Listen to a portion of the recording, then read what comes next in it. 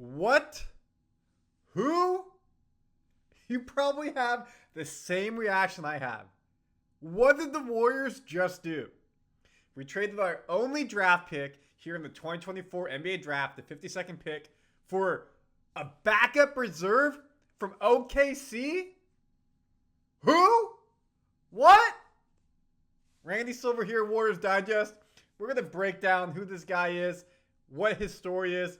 Is this a good move by the Warriors versus drafting somebody? All that and more.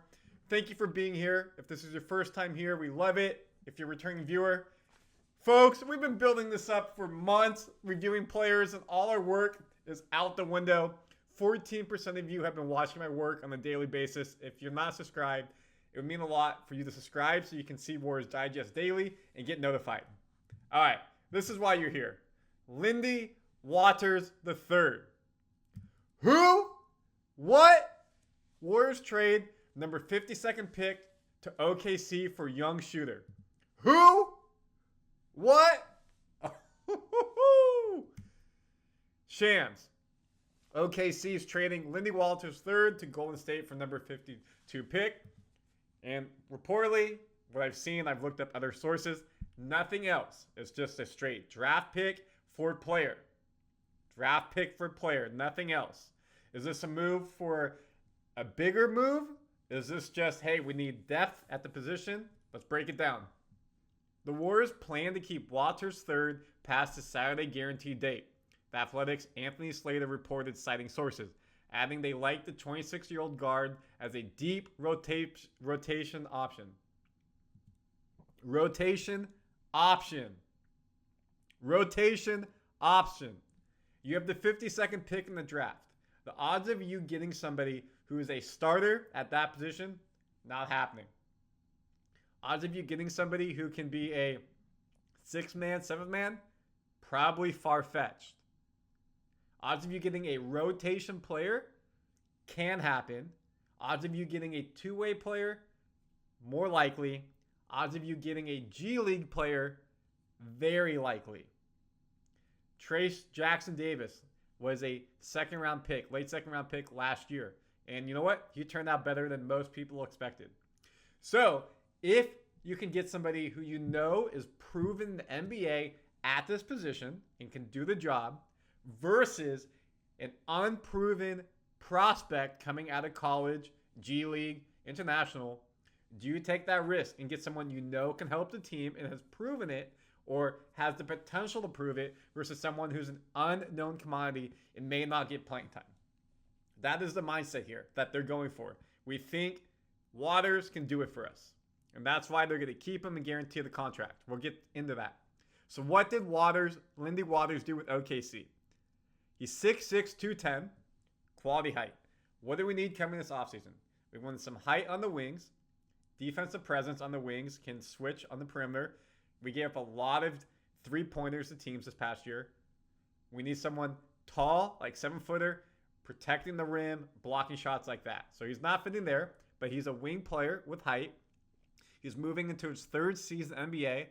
Did not play much with OKC. He's 26, so he was basically a 4 or 5 year player in college at 26 at this point, meaning he's coming into his athletic prime.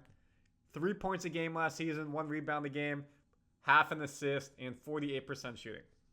48% shooting on only 3 points a game, not mismatching, but shows he's a decent shooter. So let's look at the stats. He played a lot more in terms of minutes his first year in the league in 2021. It's dwindled down since. Obviously, OKC is stacked, and we're going to show you that in a second. Hard to get playing time in that team. His points have gone down, and I'm showing you his total. So you can see when he shot 146 times from 3, 36%.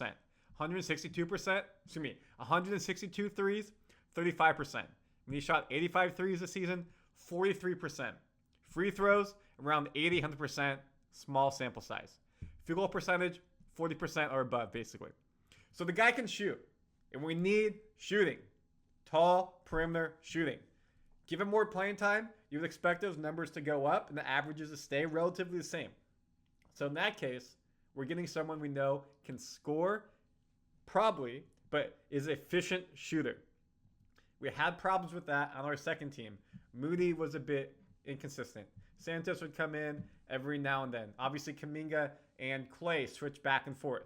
How tall is Clay? Clay is 6'6".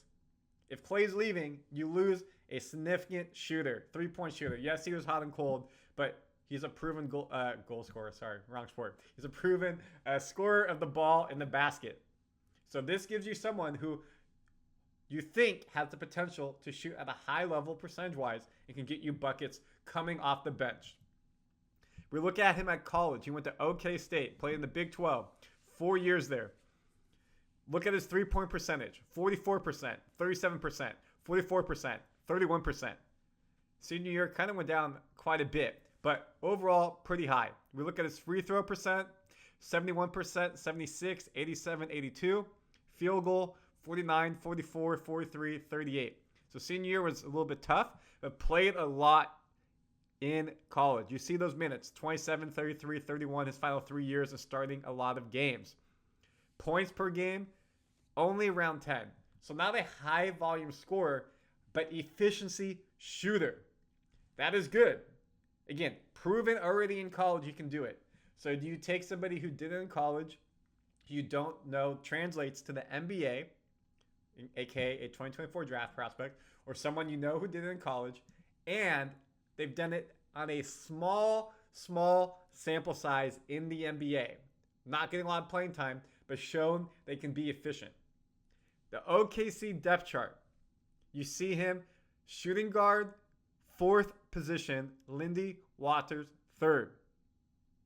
Not playing a lot, especially with Caruso there. You're not going to play a lot. And they have also, do I have it? They also got Nikola Topic and Dylan Jones in the draft. One is 6'6", Topic, and the other one, Jones, is 6'5". Both forwards. And you know the rookies are going to come in and play here. They're going to be 2nd, 3rd place. So basically, you're going to play the rookies. That's why you're drafting them. Waters lost his position on this team. He's gone. Now, is it a bad sign if OKC doesn't want him and they give him to the Warriors? Or is OKC just that stacked where they didn't have room for him?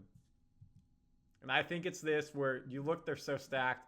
I mean, that's starting 5, then your second unit, you're not getting in there. Again, Waters, just a quick bio on him. He's a Kiowa American professional basketball player from Oklahoma City Thunder. Again, he played OKC. Named a finalist for the 2023-2024 Social Justice Champion Award for the work his foundation does to support Native American youth sports, health, and wellness.